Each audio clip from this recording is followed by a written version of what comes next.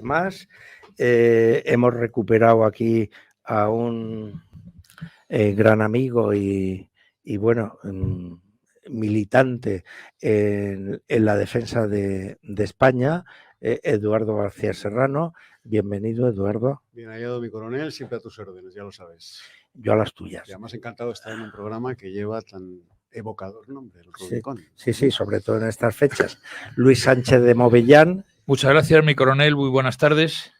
Y está nuestro invitado especial, que es Jaime Rocha. Bueno, para los oyentes, nuevo en esta radio, pero bueno, ya muy conocido por mí, que soy amigo, bueno, antes de ser amigo suyo, fui amigo de sus padres, o sea que nuestra relación viene desde hace más de 50 años. Jaime Rocha es un marino, después evoluciona hacia espía y finalmente cuando sale del servicio a España en inteligencia, pues se convierte en un escritor de éxito en donde nos sorprende en el 2020 con su primera novela, que es El Dorado Cañón, que va a obtener la medalla de oro a la mejor novela histórica en los International Latino Book Awards de Estados Unidos. En mi inglés, perdónalo, porque es que es el que tengo precario, pero bueno. Y después, el año siguiente, escribe su segunda novela, El Muro, en donde, bueno, pues retrata un poco lo que se vivió en esa caída del muro de Berlín, que fuiste testigo privilegiado. Comisionado. Sí. Y después el de Alta Traición, pues que relata dentro de su periodo de agente de campo y de espía. Tenéis la ventaja ahora en la tertulia que tenéis, porque yo he sido toda mi vida, se puede decir, más analista que espía de campo, pero aquí tenéis a un agente de campo. Y entonces en este último libro, pues un poco es como un libro promesa para reivindicar la figura de Emilio Alonso Manglano, creo, ¿no? Sí. Bueno. Era una deuda Sí. con él, porque empezamos por el último. Este libro, yo estuve tres años en el gabinete de Manglano, desde el año 83 al 86. Sí. Y fueron unos años muy importantes porque realmente fue cuando se creó el CSI. Porque, como tú te acordarás, había procedencia de Alto Estado Mayor y del Servicio de Presidencia de Gobierno. Y luego, conocido como SECET. Sí. Y llegamos muchos nuevos de fuera. A mí me vinieron a buscar, yo estaba destinado en la base de Rota y un día pues me llamaron unos compañeros de la promoción de Infantería de Marina, que habían estado conmigo 5 años juntos en la Escuela Naval y que me conocían, y me dijeron que me necesitaban. Pregunté qué se hacía, me dijeron que ya me enteraría cuando entrara. Le pregunté que si se ganaba más dinero y me dijeron que no, que lo mismo, que se ganaba exactamente lo mismo. Y en fin, por hacer alguna pregunta, y ¿vosotros creéis que sirvo? Sí, tú sirves para esto y tal. Así que pues no hubo mucho que pensar y entramos en el CSI en el año 79. Y cuando digo yo llego aquí a Madrid, al gabinete de Manglano, pues estábamos todavía pues haciendo toda la orgánica del servicio.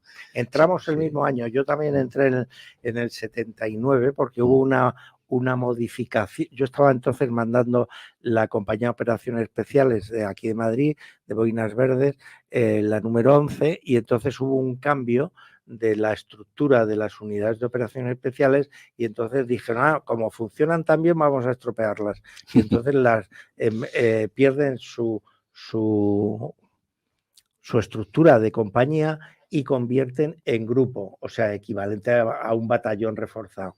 Entonces, bueno, pues las hicieron elefantiásicas con camiones, con coches, con tal, y entonces yo dije, bueno, a nuevos tiempos, nuevas personas, y entonces me fui ahí y precisamente uno que había sido capitán antes que yo en la compañía, pues estaba en el servicio de inteligencia, que era Javier Calderón, y me llevó él allí y tal. O sea que bueno, el después con el que me tuve que enfrentar en el 23F, teóricamente, inicialmente, era mi padrino. Pues yo con la novela esta, Alta Traición, bueno, yo así por hacerlo de una forma rápida, en el año 18 me da por escribir la primera novela un poco para contarle a mi familia las cosas que yo hacía, ¿no?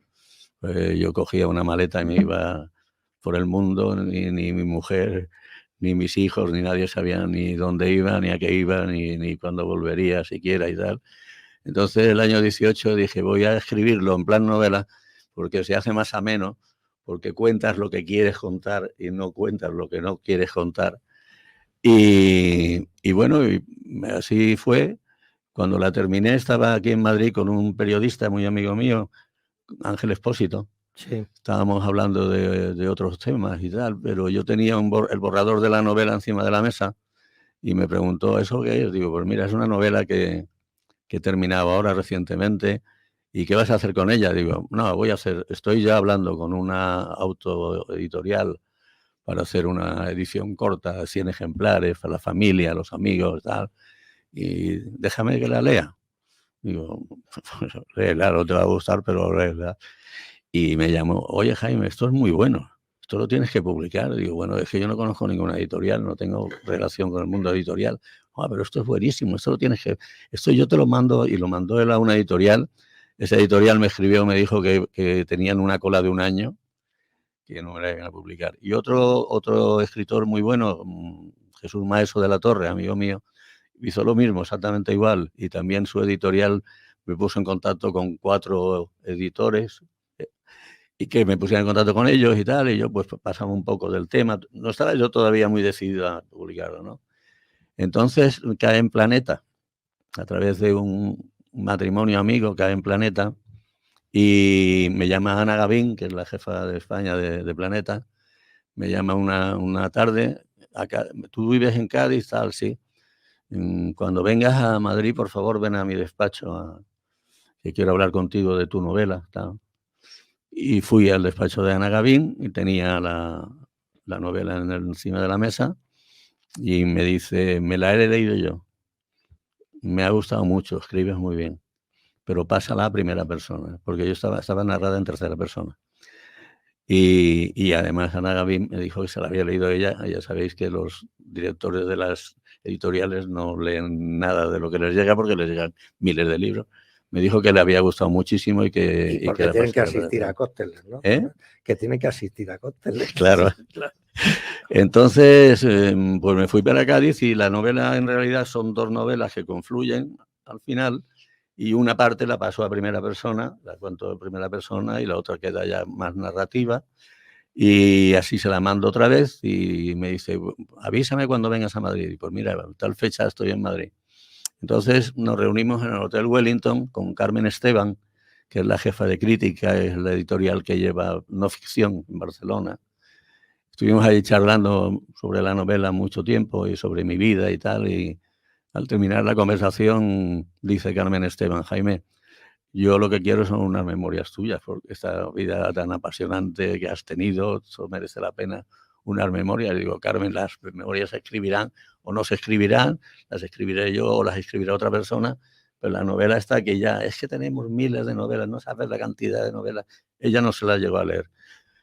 Y total que no llegamos a ningún acuerdo con Planeta, y una editorial de Sevilla, que se llama Lantia, a lo mejor por las entrevistas de prensa o por ahí, pues le llegó mi nombre, me llamaron y me animaron a escribir, le mandé la novela y se volvieron locos con la novela, traducida al inglés, escribir la novela 56 y obtener países. el primer premio en un certamen internacional, claro. Pues realmente tú serías el primer sorprendido. Creo yo, ¿no? Absolutamente sorprendido. Bueno, pero la primera sorpresa es que había escrito una novela. Sí. Eso no me había pasado nunca por la cabeza. Segunda es que y ya enorme, que tuviera tanto éxito editorial y que y que la tradujeran al inglés, la mandaran a 56 países y que la presentaran a este premio, que antes que yo, que me da ya todavía más vergüenza decirlo, se lo ha llevado Vargas Llosa, Isabel Allende y García Márquez, o sea que no es un premio cualquiera, ¿no? Sí, sí, sí. Entonces las editoriales son así como muy... empujan mucho. Hombre, y sobre oye, todo no, es un premio en Estados Unidos que realmente ahí pues tú tampoco tenías conexiones evidentes, ¿no? no, Porque aquí si hubiera sido un premio aquí en España, pues siempre uno tiene un tío o una cosa así, ¿no? Que te sí, ayuda. sí, que te ayude. Pero en Estados Unidos la cosa tiene Bueno, a mí es un más, puntazo, ¿no? me pidieron que grabara un vídeo cortito dando las gracias y tal, cuando me lo dijo la editorial, porque había quedado finalista, de los 3 finalistas, y me pidieron que grabara. Digo, mira, os habéis equivocado, esto no es conmigo, eso tiene que ser, no, es contigo, es tuya, es una de las finalistas y tal.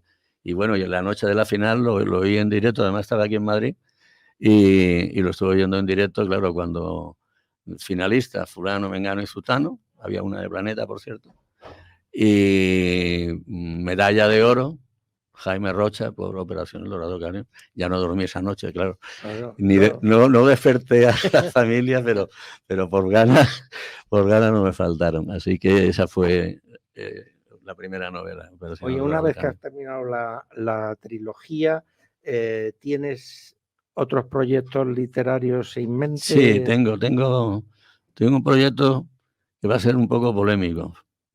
Porque verás, yo después de esta, y ya cuando me dice la editorial, no tiene nada más que contar, y digo, hombre, estuve 5 años en Checoslovaquia, la Checoslovaquia comunista, el cambio de régimen. Por cierto, lo puedo decir públicamente porque he recibido hace unos días una felicitación de un ex ministro de Defensa español que vivió aquella época conmigo. Tuvimos una conversación en O sea, Praga. García Vargas, ¿no? Sí, García Vargas. Claro. Julián García Vargas, exactamente, Sí, me mandó, tengo una felicitación, primero por mi discreción, por la forma en la que cuento las cosas y lo que callo, y segundo porque estando allí en Praga, había una comida oficial y al terminar la comida oficial me llevó a mi asiento y me dijo, acompáñame por favor, cuéntame cómo es eso. Y le di una noticia muy importante, es que los checoslovacos, cuando empiezan las movilizaciones en la plaza de Venceslao y en Lena y tal, que empieza la policía, el ejército a reprimirlos y tal, le piden a Gorbachev que mande los tanques, como los había mandado en el 68. Y Gorbachev dice que no manda los tanques. Y eso fue clave. Esa negativa de Rusia de volver a mandar los tanques a Checoslovaquia en el año 89. Eso fue definitivo y eso se lo comenté yo a García Vargas, y García Vargas en la felicitación del otro día me lo recordaba a mí. Lo importante que había sido enterarnos, y yo creo que fue el primer Hombre, servicio. sobre todo, fíjate tú, el primer servicio para García Vargas es llegarle a Felipe González y decirle al oído, me he enterado de esto. Sí. No van a mandar los tanques, no van a mandar los tanques. Bueno, eso fue la segunda. Fue muy interesante. Yo tenía mucha relación en la Universidad Carolina de Praga, había un grupo de hispanistas, muy amigos de Miguel Delibes, que incluso habían venido aquí y tal, y a mí me sirvieron muy bien de entrada. Yo, como era consejero cultural en la embajada, pues ese tema me entró muy bien con este grupo de hispanistas. Y luego también una periodista de Rude Pravo, que fue colaboradora mía. Esta mujer tenía muy buena información, es el órgano oficial del Partido Comunista y tenía muy buena información. Ella fue la que me dijo lo de los tanques.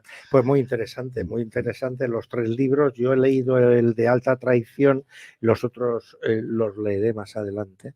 Y realmente es un libro pues muy ameno y muy instructivo realmente de lo que puede ser la acción de un agente de campo en determinados escenarios. Y lo malo que es la política cuando se mete en un servicio de inteligencia. La política es que, luego hablaremos porque después de hacer esta breve presentación de tus libros quedas incorporado a la tertulia porque claro, hay unos temas candentes en España que estas 2 personas, amigos del alma, pero que tienen el diente retorcido, Sí. aprovechando a que tienen aquí a 2 espías, me imagino yo que lo van a aprovechar para, para un poco ilustrar a nuestros oyentes, porque indudablemente nosotros hemos trabajado en el CSIC,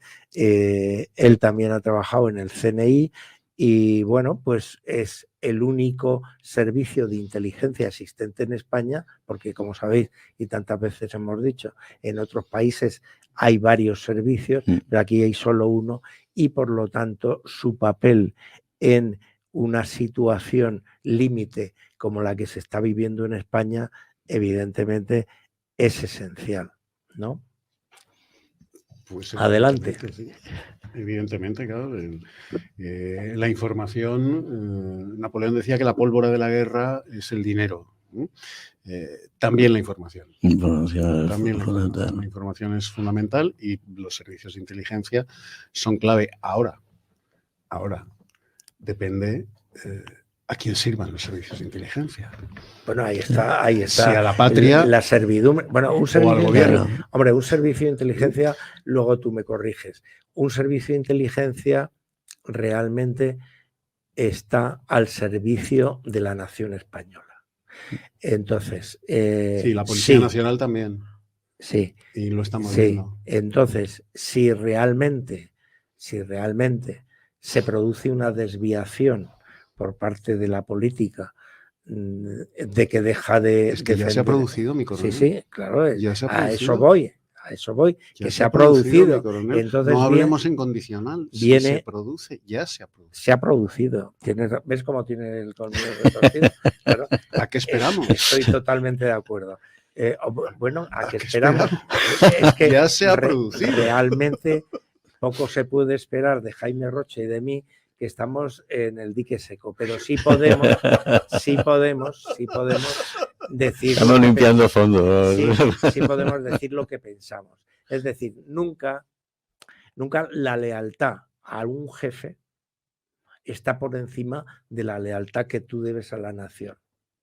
Entonces, ahora se ha producido estoy de acuerdo contigo, el gran problema que ahora mismo hay en España entre las personas que defendemos la nación española, la unidad de España, el Estado de Derecho, el pluralismo político, etcétera, etcétera, etcétera. Para estas personas, los dos grandes interrogantes que tenemos ahora no es lo que se ha producido, porque ya lo estamos sintiendo todas las noches, por ejemplo, en Ferraz, sino qué va a hacer la jefatura del Estado y qué va a hacer el CNI, es decir, el Servicio de Inteligencia y las Fuerzas Armadas. Hay un proyecto de deconstrucción de la nación española y hay una responsabilidad de los españoles ante esa situación. Entonces, claro, aquí cada uno tiene su responsabilidad, pero aquí lo que vamos a dilucidar un poco, en nuestra opinión, qué es lo que debería hacer la jefatura del Estado, qué es lo que debería hacer el Servicio de Inteligencia, no para llevar adelante una ideología o una opinión, sino para defender la nación española. Eso es lo que yo pienso. Efectivamente. Mira, yo antes hacía, cuando me has presentado, primera de debuto en esta casa y en tu programa, hacía mención a lo evocador del título de tu programa, el Rubicón. Bueno, el Rubicón, desde que Julio César lo cruza, es el símbolo universal en política de las medidas que hay que tomar cuando la democracia, en aquellos años, pocos años antes de Cristo, la democracia, aquella democracia romana aristocrática, oligárquica, por sus intereses bastardos, por sus intereses espurios, está a punto de destruir a Roma. Los senadores de aquella democracia, todos ellos aristócratas y patricios, en defensa de sus propios intereses, están destruyendo Roma. Bueno, para evitar que el sistema político vigente destruya la nación, en aquel momento la ciudad-estado de Roma, para evitar que eso suceda, Julio César cruza el Rubicón. Claro. Y entonces, ¿para qué? Para claro, salvar a Roma. Claro. Y entonces yo te digo... 2000 y pico años después, sí. 2000 y pico años después, el modus democrático español está en peligro. A punto de destruir a la nación. Claro. Si me perdonas, hay un punto fundamental y es el líder. Es el líder. Alguien tiene que tomar la rienda. Es que no lo Alguien tenemos. tiene que, por eso. Es que ahí está el problema. Julio César era un líder y muchos otros a lo largo de la historia han sido líderes, han asumido esa responsabilidad y como líderes les han seguido los demás. Porque claro, una persona sola no puede hacer nada. Pero esto es un programa... Pero tiene que existir el líder. Es un programa... Tiene que existir. Todos los oyentes tienen claro que yo no soy Julio César. Pero tampoco tengo 1000 legiones detrás. Pero tenemos la palabra. Tenemos la palabra. Las legiones del Rubicón son la palabra. Son nuestra palabra. Son lo que vamos a decir hoy aquí. Entonces, bueno, para no dispersarnos, vamos a empezar, digamos, por lo primero, que es la jefatura del Estado. Ese es el que debía liderar. La jefatura del Estado. Entonces, que no está cumpliendo el papel arbitral que la Constitución le encomienda. Porque un árbitro no es un don Tancredo. No, Diego, no es un don Tancredo. Pues fíjate, los árbitros que tenemos aquí en el fútbol. Un árbitro en cualesquiera de las disciplinas deportivas, incluso de las disciplinas civiles, los laudos de obligado cumplimiento, etcétera, etcétera, el arbitraje judicial, el arbitraje civil. Tiene un árbitro para un partido, sí, saca tarjeta roja, echa a un jugador, echa al entrenador, echa a 2 jugadores, los que haya menester. Y además, el árbitro es el juez supremo en la cancha. Y además el jefe del Estado puede paralizar el partido.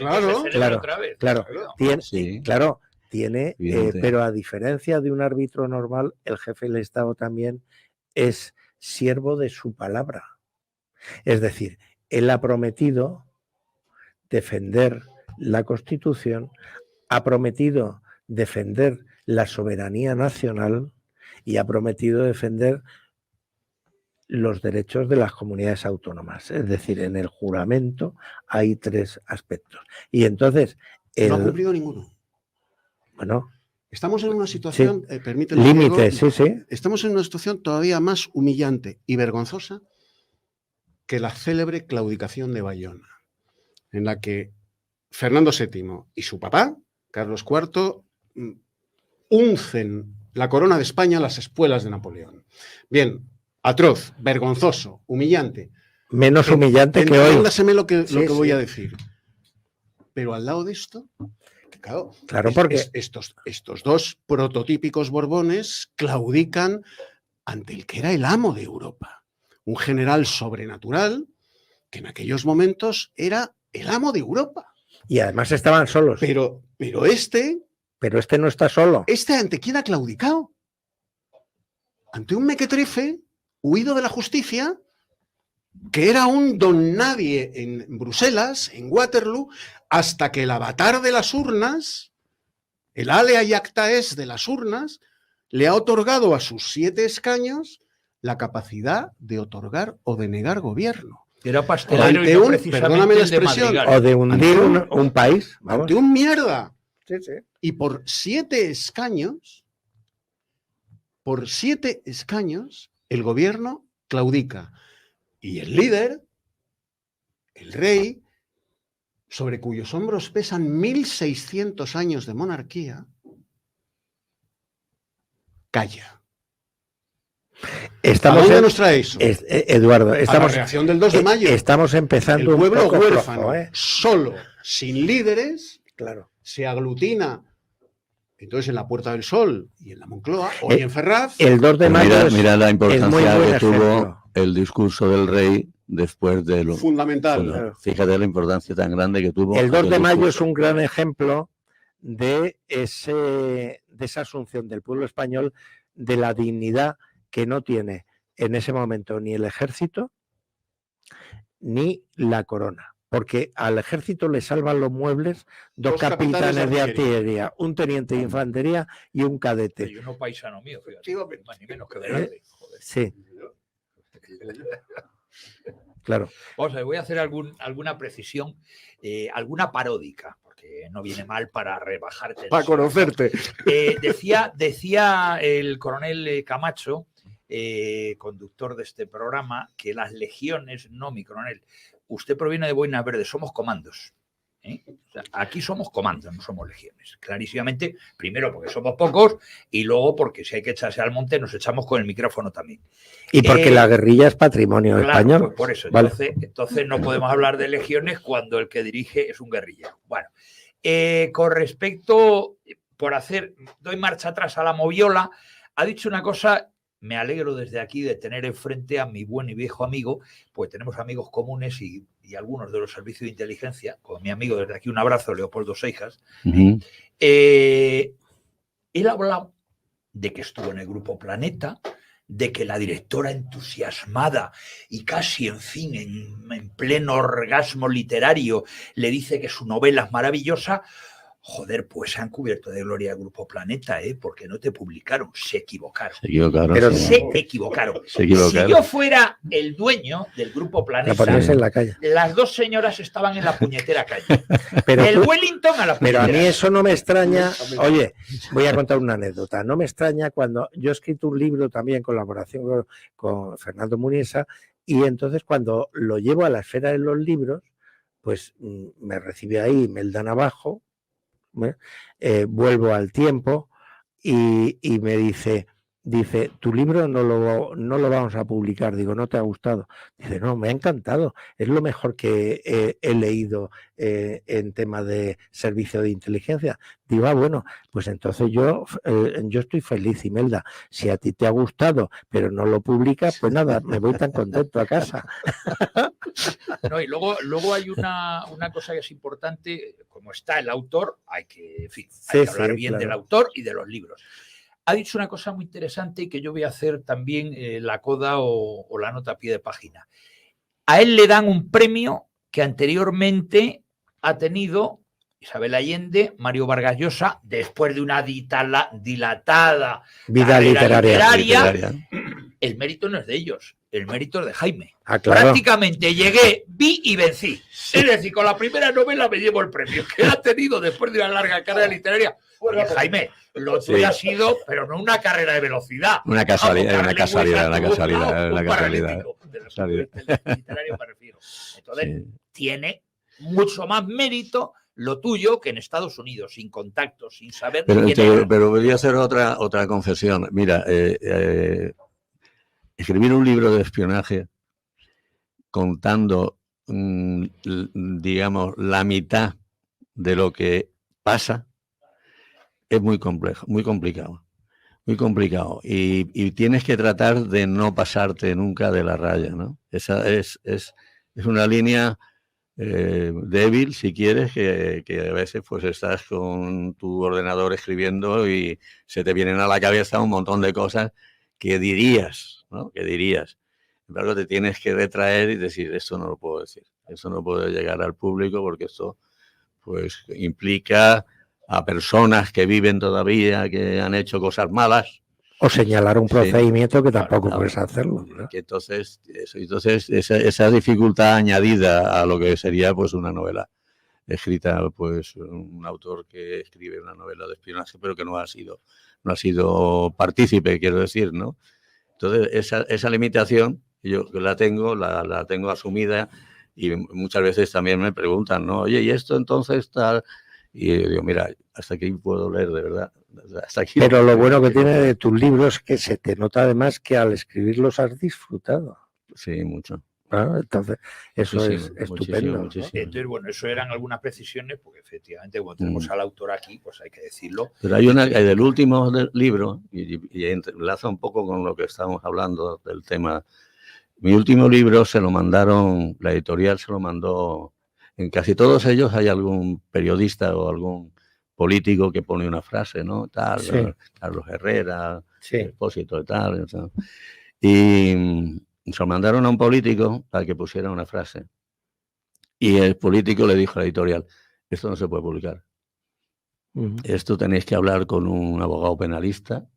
Y con el jefe de la Inquisición también. Que lo ¿no? vea y te diga si puede publicar. Entonces la editorial y luego la editorial me preguntó, ¿qué hacemos? Digo, ¿qué hacemos? Publicarlo. Vamos a hacer. Se publicó, me ha gustado mucho, y ese mismo libro, que un político de ese mismo partido no quería que se publicara, el ministro García Vargas me ha felicitado por ese mismo libro. Y a tus dos visiones distintas sobre el mismo hecho. ¿Y por qué? Porque en ese libro, y lo pongo además en el preámbulo, cuando la política se mete en un servicio de inteligencia, mala cosa. Muy mala cosa. Claro. Y sobre todo cuando un servicio de inteligencia, como en España, hay un solo servicio. Y aquí vemos uno de los fallos de que en la estructura organizativa de la inteligencia del Estado haya un solo servicio que, si va por un camino equivocado o queda inútil para hacer lo que hay que hacer, no tiene la compensación de otros organismos que puedan soslayar su inacción. Entonces, claro, es que en España tenemos un servicio de inteligencia y ese servicio está al cuidado de la inteligencia de la defensa nacional. Entonces, claro, no puedes decir, no, es que en Estados Unidos hay 42 agencias de inteligencia o en Francia hay 7. En fin, no, pero es que aquí hay una. Y aquí, claro, como decía Eduardo antes, y estoy de acuerdo con él, aunque él no se lo crea, estoy de acuerdo con él. Esto es una situación, la que se vio en España, límite, porque se le dé el nombre que se le quiera dar, aquí hay en marcha un golpe de Estado desde la presidencia del gobierno para cargarse la legitimidad y la legalidad vigente a base de leyes habilitantes, como pasó en el año 33, creo que fue, en Alemania con Hitler, y como después ha pasado con Chávez en Venezuela, es decir, seguir la hoja de ruta del pensador Carl Schmitt, que hacía estas leyes habilitantes para dejar vaciadas de contenido las constituciones burguesas o liberales, como se las quiera llamar. Sí, además dejan absolutamente inactivos a todos esos organismos como es la justicia, el ejército, como todos esos organismos que son los que tienen que velar porque eso funcione, porque eso sea así. Es el fundamento del país. Claro. Y si te cargas eso, te has cargado el país. ¿Y cómo te cargas eso? Poniendo a la gente adecuada al frente de gente que no está en el servicio a España, no está en el servicio a su nación, está en la forma de medrar y donde ofrecen la lealtad ciega y sin ningún tipo de cortapisas, y entonces ese puede hacer... Mientras están cobrando. Claro, pero bueno, hoy me he enterado, pues esto, ¿cómo le han premiado a este tipo que le dio la réplica a Feijóo en el Congreso de los Diputados? Nada menos con el Ministerio de Transporte. Es decir, es la cosa alucinante. Pero porque aquí lo que funciona, como en los sistemas comunistas tradicionales, es la lealtad al jefe. Y entonces, bueno, pues todo el mundo ve lo que vemos nosotros, que no estamos con el jefe. Jefe que recompensa adecuadamente a esa lealtad. Claro, supone un proyecto, una carrera, supone un tal. Entonces, bueno, es que es realmente muy preocupante que viviendo lo que se está viviendo, de esos 121 diputados socialistas, ni uno solo. Yo me acordaba del relato bíblico de Sodoma y Gomorra, cuando iba al otro ahí. No aparece un justo. Ya lo mató la ciudad. A no ser que esté jubilado, pero no hay un hombre justo. Bueno, digo, ¿a ti eso te ha sorprendido? que no me ha sorprendido, me ha indignado. Pero yo hablo con políticos del PSOE que ya no están en el PSOE, Claro, de los que se han ido, claro. Y siempre les he dicho, esto lo tenéis que arreglar vosotros desde dentro. Claro. Esto es cosa vuestra, tenéis que arreglarlo vosotros desde dentro. Pero han optado por salirse, por criticar públicamente, Sí, por tal, pero no. Pero en tu programa la inercia histórica del PSOE es esa. Ya. Y estos políticos ya retirados, que a mí me recuerdan a los generales y a los almirantes que ya están retirados, y una vez en el retiro empiezan a decir cosas que a mí me hubiera gustado oírselas al mando de sus unidades y de sus No me buques, mires tan fijamente que yo las digo desde capitán. No te miro a Ha ti. dicho almirante. Yo siempre hablo Lo repartí para los dos. mirando al director del programa. La repartí para los dos. Por si me tiene que dar una bofetada a verla venir. Eso está en la dinámica histórica del PSOE. Sí. Estos ministros que dices tú, exministros ya, con sus jubilaciones áureas, pues son poco más o menos que la encarnación anciana del único anciano decente que hubo en el PSOE, en toda la historia del PSOE, que fue Julián Besteiro. Pero nada más. Ya. Pero la hablan, hablan. El PSOE hablan, es ellos la hablan. destrucción de España tal y como la conocemos, Mm. en función de conseguir una república multinacional, multifederal, etcétera, etcétera. Y es en lo que están. Y hoy estamos viendo que se cumple escrupulosamente el vaticinio del escritor preferido de Aznar, Manuel Azaña. Fíjate. Sí. El vaticinio que hace Manuel Azaña en el Ateneo de Madrid, cuando dice que ellos venimos a encabezar una empresa de demolición que acabe con la historia y las tradiciones de España, que son como la sífilis. Esto lo dice antes de la proclamación de la República. Sí, sí. Bueno, pues en el año 23 eso está hecho ya. Y lo han hecho con mucha inteligencia y sobre todo con mucha paciencia. Del 31 al 39 trataron de hacerlo a lo bestia y por las bravas. Les salió, afortunadamente, gracias al Ejército Nacional y a Francisco Franco, mal. Perdieron la guerra y perdieron la paz. Bueno, pues una vez muerto el general que los derrotó, piano. No vamos a cometer el mismo error de precipitación que del 31 al 39. Claro. Vamos a ir despacio, minando, practicando a Gramsci, Sí, minando las practicando instituciones, exactamente. penetrando las instituciones. No, y un contexto internacional favorable. Y con un contexto internacional Claro, favorable. que les da el relato. Les da el lo han relato. conseguido. Grupo de los BRICS. Bueno, de Lo han momento conseguido. lo han conseguido, pero vamos a ver, para reconducir un poco esto, porque es que estamos un poco flojos. Entonces, vamos a ver, el jefe del Estado. Yo estoy asombrado de que mucha gente le estoy oyendo, el jefe del Estado no puede hacer nada. Vamos a ver, si tú estás haciendo, yo estoy haciendo, tú estás haciendo, ¿cómo el jefe del Estado no va a poder hacer nada? Puede hacer mucho más de lo que puedo hacer yo. Pues evidentemente. Vamos a ver, en la tertulia de la Boca del Lobo del jueves pasado, que Sí. yo estaba, se conectó con un profesor de Derecho Constitucional de la Universidad de Sevilla y lo ha explicado nítido, lo que puede hacer el rey. Lo digo a nuestros oyentes que cojan el podcast de la Boca del Lobo del jueves pasado y lo escuchan.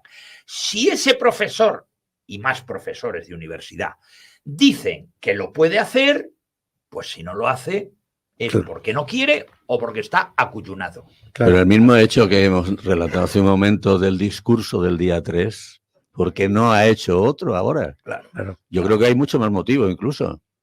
Bueno, hay mucho más, claro, hay mucho más motivo porque de entrada el día 3 lo que había era un grupo de secesionistas que estaban intentando hacer una acción política y tal. Ahora ese secesionismo está encabezado por el presidente del gobierno, el señor Sánchez Castejón. A las órdenes de Waterloo. Bueno, es que el espectáculo el otro día en el Congreso de los Diputados, es para echarse a llorar. aterrador. Porque es que además lo han hecho también que nos han desarmado legalmente para, en un futuro inmediato, abortar una situación como la que se produjo en el 17. Porque la sedición ya no es delito. Claro. Hombre, y si hay El delito amnistía... de malversación claro. ha quedado reducido en el Código Penal Claro. a una caricatura digna del Caco Bonifacio, ¿eh? De Tebeo. Sí, sí. Ya no hay herramientas legales para impedir, primero, Eso es lo que hace el golpe de perseguir, Estado. castigar, y he dicho bien, castigar después un intento nuevo de secesión. No hay herramientas legales. Estamos en lo de Amadeo de Saboya cuando se despide de las Cortes Españolas en 1873. He tratado de encontrar, dice el rey italiano, que cuando vuelve a Italia y le preguntan que cómo se encuentra, dice, vengo como si viniera de la luna. Sí. Los 11 meses que estuvo reinando. Dice Amadeo Saboya, he tratado de encontrar dentro de la ley soluciones a los males que aquejan y destruyen a España. Y no las he encontrado.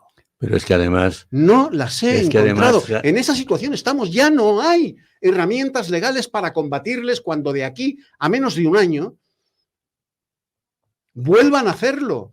Es que además... Por el partida doble en Cataluña y en El Vascongadas. Tribunal Constitucional de ahora, en fin, yo no quiero adelantar acontecimientos, pero puestas las cosas en el límite, el Tribunal Constitucional de ahora seguramente no iría en contra de cualquier movimiento de esta clase, sino Claro que que no los iría. no iría. Claro, claro. Iría, Pero es que ahora mismo el tema central es la ley, no la ley. La proposición, no de ley, de la amnistía. Entonces, según dice la norma,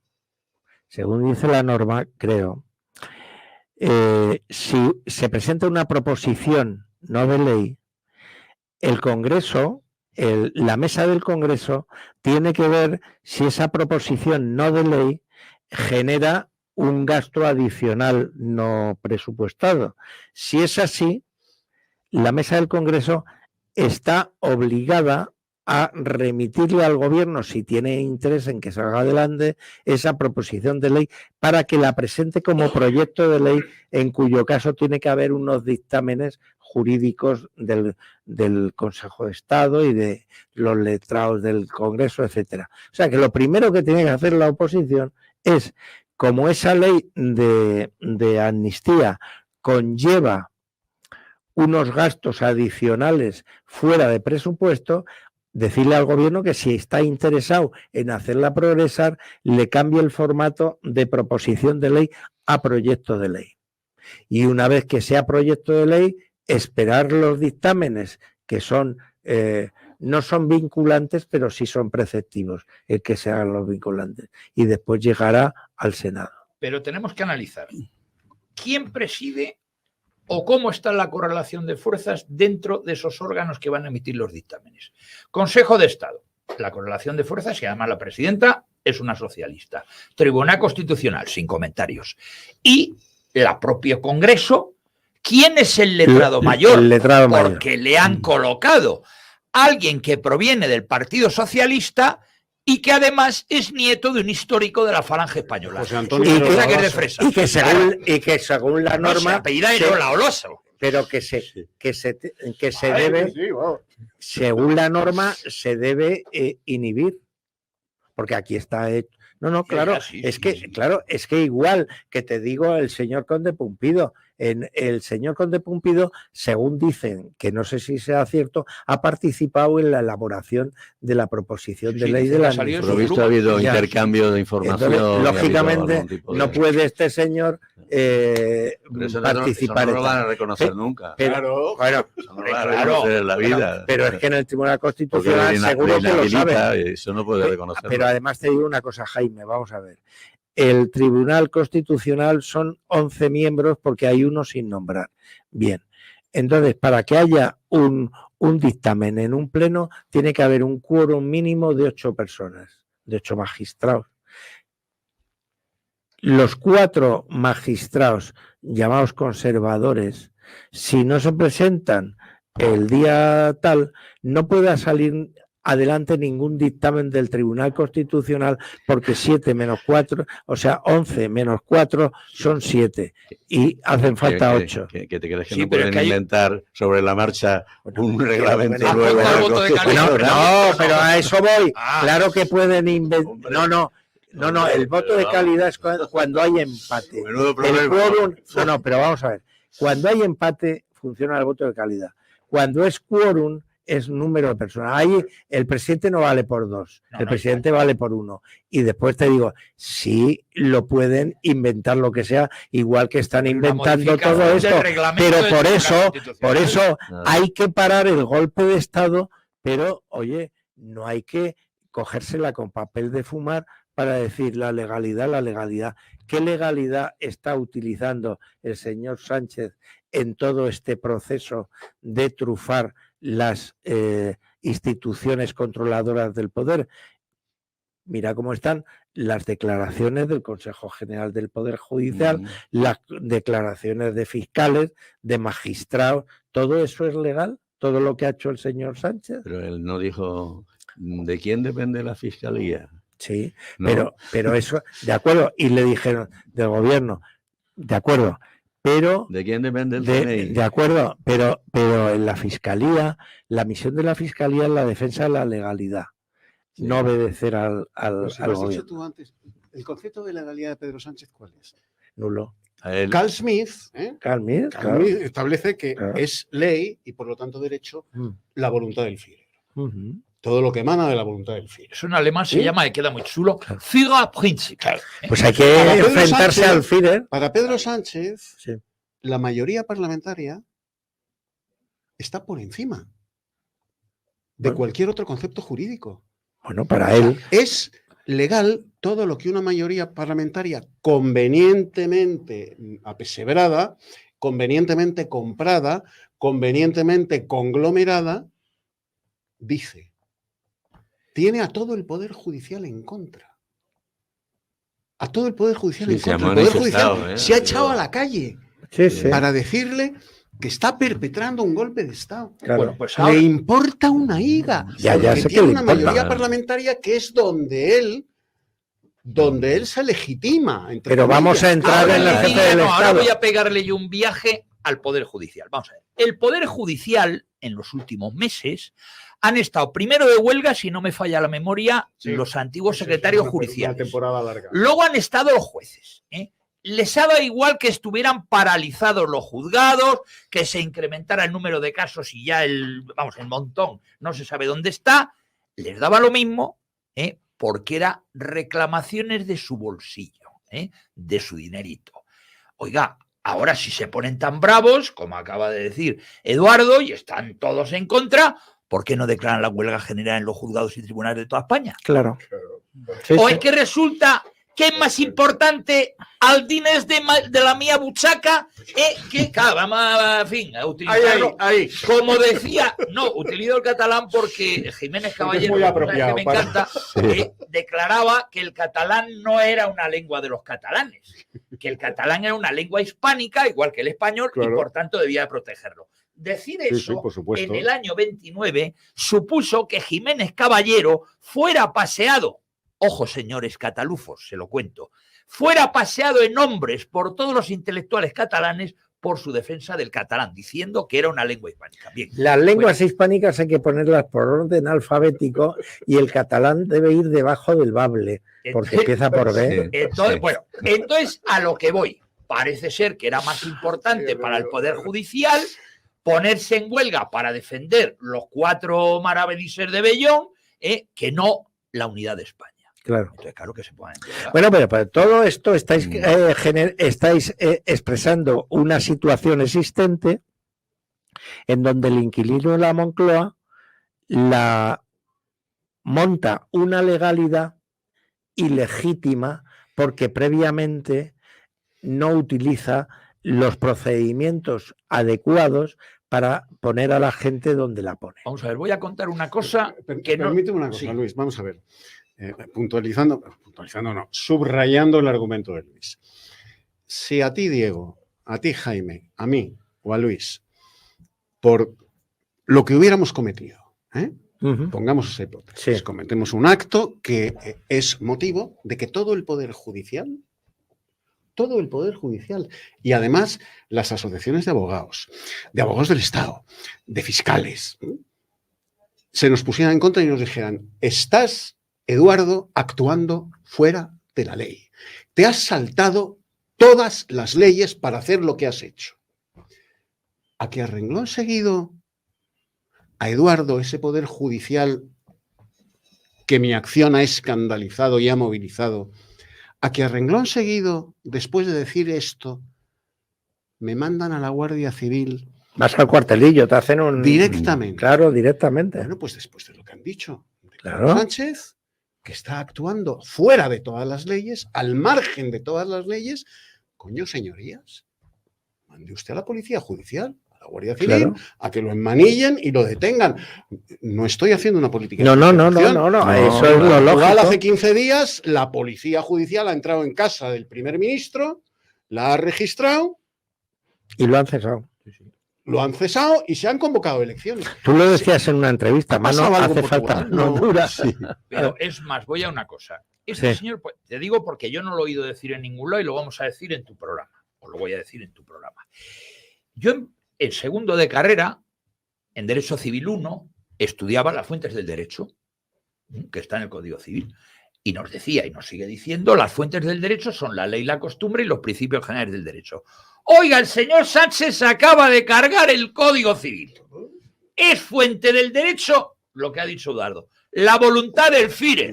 El Sí, sí. Fingerprinting. Pero si dijo que iba a hacer un muro. No, ha liquidado el Código Civil. Claro. Oye, ha dicho algo el Poder Judicial de que se acaba de cargar el Código Pues, Civil. No. seguimos dándole vueltas al tema y el tema que antes hemos tocado así de pasada un poco, que es el del líder, que es el fundamental. Claro. Es el fundamental, porque ni el ejército por su cuenta, ni la judicatura, ni tal, van a hacer nada si no hay alguien que toma el mando de esto.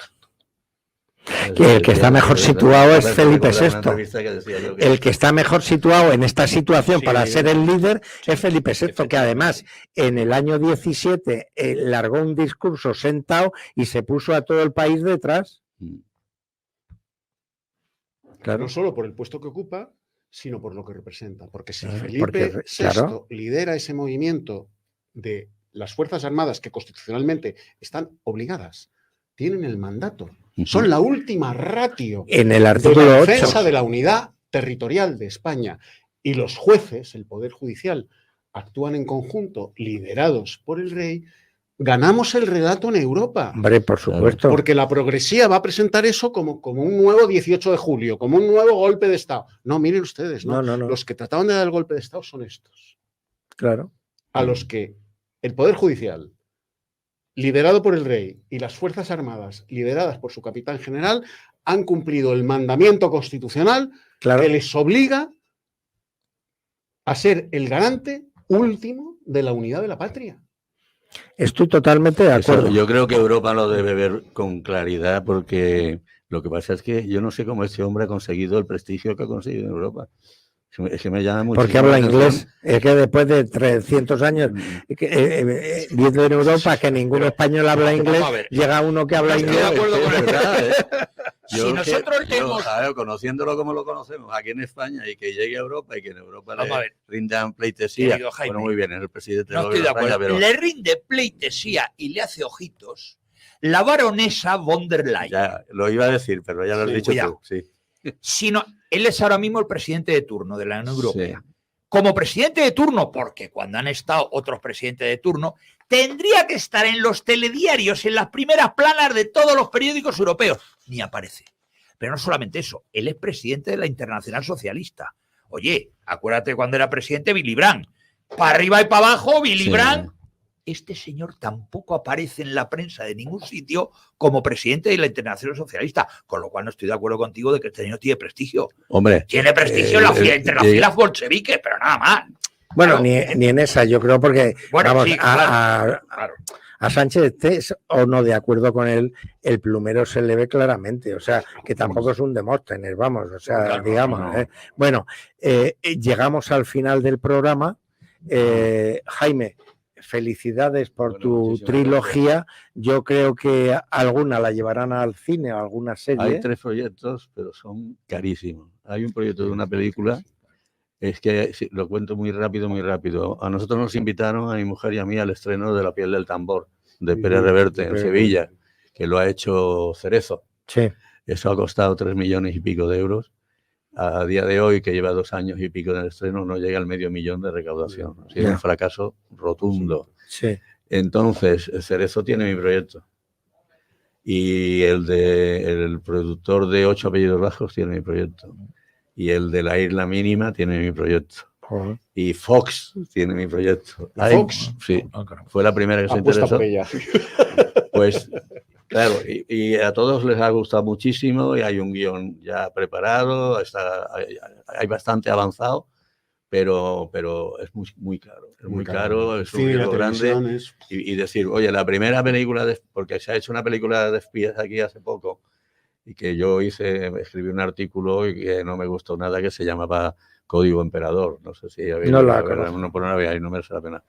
No merece la pena. Habla la hace Luis Tosar, es el protagonista. Sí, y, sí, que es buen actor. Es buen actor, aunque el productor es Borja Pena. Y bueno, pues no tiene nada que ver con lo que es el servicio ni con nada.